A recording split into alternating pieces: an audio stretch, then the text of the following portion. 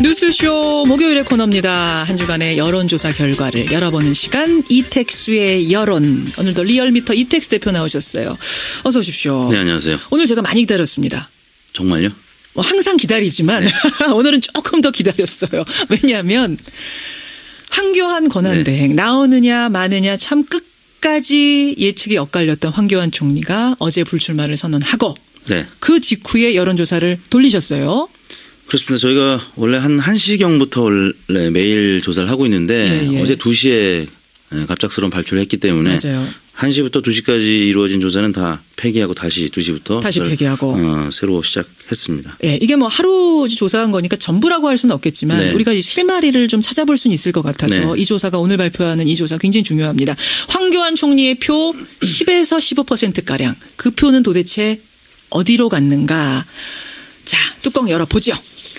네, 10%가량의 황교안 권한대행 지지율이 어디로 갔는지 살펴봤는데요. 예.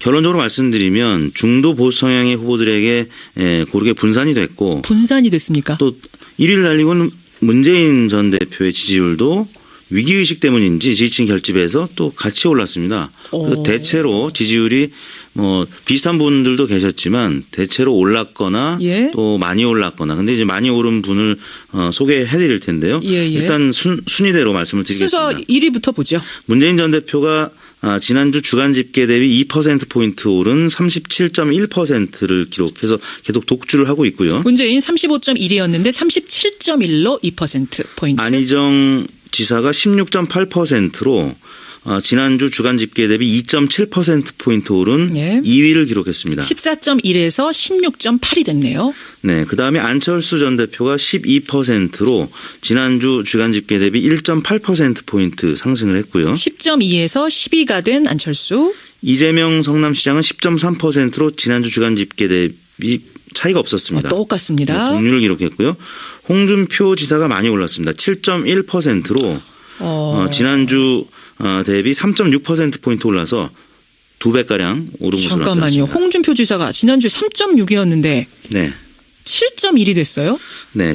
7%대를 기록한 거는 홍준표 지사 입장에서는 2년 만입니다. 이렇게 5%를 넘어서 7%까지 기록했던 적은 2년 2개월 만인데요. 유승민 후보까지 보고 우리가 다시 총정리를 좀 해보죠. 6위가 유승민 전 원내대표 4.8%인데요. 예. 1.7%포인트 오른 수치를 나타냈습니다. 예, 3.1에서 4.8이 된 유승민 의원까지. 네. 자, 그러면은 아까 골고루 황 총리의 표가 같다라는 말은 일단 맞습니다만 그중에서도 도드라지게 간 건 그래도 홍준표 지사 그렇습니다. 같은데요? 지난주 주간 집계 대비하면 가장 많이 오른 분이 홍준표 지사 3.6%포인트 올랐고 네. 두 번째가 안희정 지사입니다. 2.7%포인트 올랐고 세 번째가 그 다음 순위였는데요. 심상정 대표 2.1%포인트 올라서 4.1%를 기록했고요. 예. 네 번째가 문재인 전 대표 2%포인트 올랐고 다섯 번째가 유승민 의원입니다. 1.7%포인트 올랐습니다. 그래요. 그러니까 이게 지금 이 황교안 총리의 표가 어디로 이동했는가를 퍼센트로 나눠놓은 걸 보니까 네. 훨씬 이해가 쉽던데 네. 홍준표 지사한테 32.4%가 갔고 네. 안희정 지사한테 14.9%, 안철수 의원한테 11.6%, 네. 남경필 지사 8%, 네. 손학규 5.3%, 유승민 3.7 이렇게 네. 간 거 맞죠? 맞습니다. 2시 이전에 불출마 선언하기 이전까지 누구를 지지했는지 물어봐서 황교안 권한대행을 지지했다는 분들에게만 물어봤더니 예. 홍준표 지사를 지지한다는 의견이 32.4%로 가장 높았고요. 그다음에 안희정 14.9, 안철수 11.6, 남경필 8, 손학규 5.3, 유승민 3.7 순으로 나타났습니다. 예. 이렇게 되면 자유한국당은 사실은 두 자릿수를 기록하던 후보를 잃었기 때문에 네. 상당히 지금 패닉 상태일 수밖에 없는데 네. 홍준표 지사가 쭉쭉 올라가기를 바라고 있겠어요. 자유한국당에서. 그렇습니다. 현재까지는 홍준표 지사가 비박 후보기 때문에 수혜를 크게 누리지는 못하고 있는 것 같은데 그래도 상대적으로 가장 많은 혜택을 받았기 때문에 예. 상대적으로 나중에 경선 후보가 확정이 될 경우에 홍준표 지사로 확정이 될 경우에는 또 황교안 권한대행이 가져갔던 10%가량은 넘어서지 않을까 싶습니다. 자, 그러면 정당 지지도는 또 어떤 변화가 있었을지 궁금합니다. 민주당 지지율이 이 사상 처음으로 50%를 넘어섰습니다. 51.1%를 기록했고요. 더불어민주당 뭐 계속 상승세긴 했습니다만 50% 넘어선 건 처음 본 것 같은데요. 그렇습니다. 지난 과거의 기록이 9.3%가 최고 기록이었는데요. 예. 50%를 넘어섰는데 3차 대선 후보 합동 토론회가 있었고 예. 또 어제 황교안 권한대행 불출마에 대한 반사 이익 때문에 지지율이 오른 것 같습니다. 예. 그다음이 국민의당 지지율인데요. 12.3%로 대략 2%포인트가량 지난주 대비 상승을 했는데요. 국민의당이 2등으로 올라선 것도 꽤 오랜만입니다. 그러네요. 네, 그 다음이 자유한국당인데 11.7%. 사실 오를 수가 없었죠. 예. 이 황교안 권한대행 불출마 여파, 또 박근혜 대통령 파면, 예. 또 특례 규정 대선 후보 경선 룰 때문에 하락할 수밖에 없었는데 낙폭은 상대적으로 뭐 크지 않아서 1%포인트 가까이 떨어졌는데요. 아무튼 3위로 떨어졌고 그다음이 정의당 5.3%, 바른정당 4.7%. 또 떨어졌어요. 네, 지난주 대비 1.6%포인트 빠졌습니다. 바른정당이 지금 계속 하락하고 있는 이유는 역시 이제 보수 정당으로서 박근혜 대통령 파면에 대한 책임론도 같이 공동으로 받고 있는 듯 보이고요. 예. 또 유승민, 남경필 두 후보가 지금 상승하지 못하면서 견인하지 못하고 있죠. 그래서 바른정당 지지율이 같은 정체를 하고 경우는 있습니다. 보수 쪽 토끼들도 안 모이고 진보 쪽 토끼들이 그렇다고 옮겨오지도 않고 참 애매한 스탠스인 국면에서 거예요. 극화된 이런 예. 여론 때문에 중간에 있던 정당들이 사실 지지율이 오르기 어려운 구조였었는데 그러다 보니까 민주당 지지율과 또 한국당 지지율이 그나마 상승하는 모습을 나타냈었는데요. 이번 주에는 보수 정당들이 다 떨어졌습니다. 이번 조사는 저희가 어제 하루 동안 전국 19세 이상 유권자 11,749명 중에서 예. 1,015명을 최종 응답 받아서요. 8.6%의 응답률을 기록했고 무선 전화 면접과 유무선 자동 응답 혼용 방식이었습니다. 무선 90%, 유선 10%, 표본 오차는 95% 신뢰 기준에서 플러스 마이너스 3.1%포인트이고요. 자세한 내용은 중앙선거 여론조사 심의위원회 홈페이지를 참고하시면 되겠습니다. 예, 다시 한번 읽어드릴게요. 더불어민주당 51.5%, 국민의당 1%입니다. 예, 51.1%, 국민의당 12.3%, 자유한국당 11.7%, 정의당 5.3%, 바른정당 4.7%. 50% 넘은 더불어민주당 오늘 아주 잔치집이겠는데요.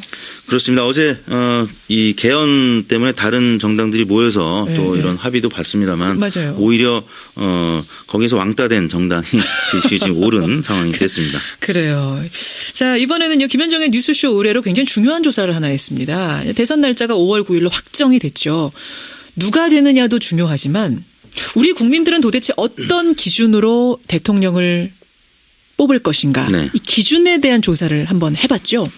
그렇습니다. 이번 대선이 5월 초로 다가왔는데 이번 대선에서 이것만 해결하면 한 표를 주겠다 하는 것을 다음 중에서 하나만 선택해 주십시오 이렇게 물었습니다. 이것만 해결하면 한 표를 주겠다. 여러분 뭘 해결하면 그 사람한테 한 표를 주시겠습니까? 1번. 1번이 국민통합이었는데요. 오히려 국민통합은 생각보다는 많이 나오지 않았습니다. 9.5%로. 일단 보기부터 좀 쭉 불러주세요. 그럼 예. 우리 생각 좀 하게 머릿속으로. 1번 국민통합, 2번 민생과 경제 회복, 민생 경제, 3번이 안보와 외교, 안보 외교, 4번이 적폐 청산과 개혁, 5번이 기타였는데요. 예. 가장 많이 제일 나온 거. 응답이 이 민생과 경제 회복과 또 적폐 청산과 개혁이 동률로 35.2%로 아주 동일하게 똑같이 나타났습니다. 먹고 사는 문제하고 네. 그다음에 개혁의 문제, 적폐 청산하는 문제가 똑같이 중요하다고 네. 수치가 어떻게 나온 겁니까? 35.2% 대 35.2%. 아, 35.2. 네. 그럼 안보와 외교하고 국민통합은 어떻게 나왔어요? 안보와 외교가 세 번째였는데요. 12.7%, 국민통합이 9.5%, 예. 기타가 3.7%로 나타났는데요. 그래요. 사실은 이제 경제 쪽 먹고 사는 문제하고 적폐 청산의 문제를 여러분이 어떻게 표를 주실까 저는 궁금했는데 정말 네. 정말 지혜로운 우리 국민들 똑같이 주셨어요. 네. 특이한 점은 뭡니까?